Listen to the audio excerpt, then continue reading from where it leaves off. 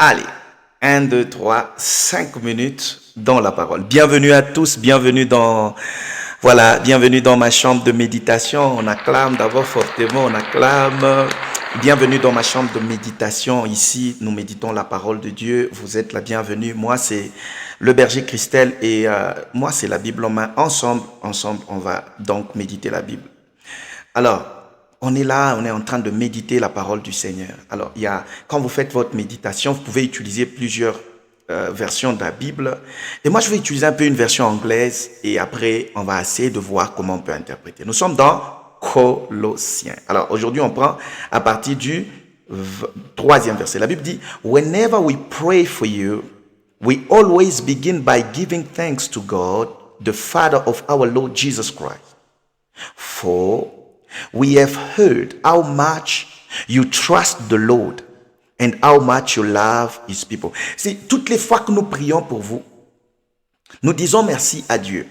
Pourquoi? Parce que nous avons entendu combien de fois vous faites confiance en Dieu et combien de fois vous aimez son peuple. Toutes les fois que nous prions pour vous. Parce que nous avons entendu. Paul, c'est-à-dire en réalité, tu n'étais pas là. Tu as juste entendu.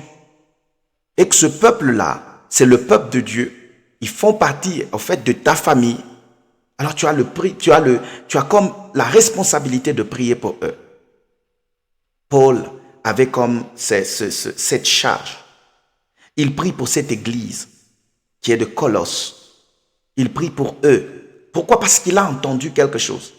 La foi qu'ils avaient en Jésus, mais non seulement la foi qu'ils avaient en Dieu ou en Jésus, mais qui s'est manifestée par l'amour qu'ils montraient aux autres. Nous pouvons donc tirer quelque chose de là, de ce peuple-là. Écoutez, c'est beau de dire que nous croyons en Jésus.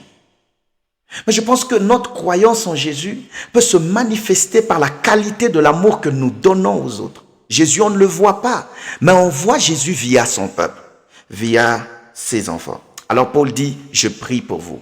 Écoutez, il y a des enfants des dieux qui ont besoin de nos prières. Arrêtons un peu. Ici, Paul, tout au long de ce chapitre, vous allez voir que Paul ne prie pas pour lui-même. Paul prie pour le peuple de Dieu. Paul prie pour eux. Écoutez, la Bible dit au verset 4, au verset 5, « And you are looking forward to the joy of heaven and have been ever since the gospel first was preached to you. » C'est-à-dire, ce peuple-là ils n'étaient pas concentrés sur les choses de la terre.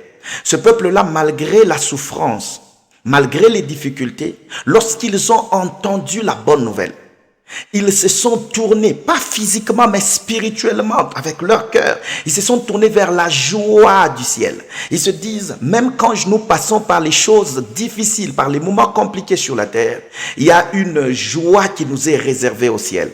Aujourd'hui, le peuple de Dieu, cet évangile est parti.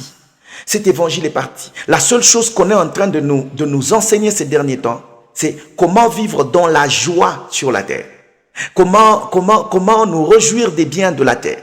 Chers frères et sœurs, notre espérance est liée à la joie à venir.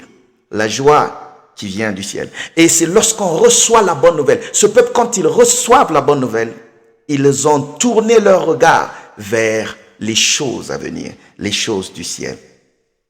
The same good news that came to you is going out all over the world and changing lives everywhere, just as it changed yours. That very first day you heard it and understood about God's great kindness to sinners. Que cette même bonne nouvelle, cet évangile est propagé partout dans le monde. Et ce que j'aime, il dit, c'est propagé un peu partout dans le monde. Et là, dans le monde, ça change de vie. La parole de Dieu a pour but de changer de vie. Écoutez, pour changer de vie des gens, les gens ont besoin de la bonne nouvelle, de la parole de Dieu. Seule la parole de Dieu a la capacité de changer de vie. Paul dit, il est content parce que cette bonne nouvelle est propagée partout dans le monde. Et il dit, cette bonne nouvelle a la capacité de changer de vie des gens partout où il est prêché. De la même manière qu'il a changé les vies de peuple de Colosse. Pourquoi leur vie a été changée? La Bible dit, la première fois qu'ils ont juste entendu et ils ont compris à propos. La bonne nouvelle, c'est de nous annoncer la bonté, la grande bonté de Dieu par rapport aux pécheurs. La bonne nouvelle, c'est de dire aux pécheurs, Dieu vous aime. Dieu vous aime et Dieu veut que vous puissiez vous réconcilier avec lui. Dieu veut vous aider à quitter de votre vie de péché pour que vous deveniez réellement ses enfants. Paul dit, c'est ça cette bonne nouvelle.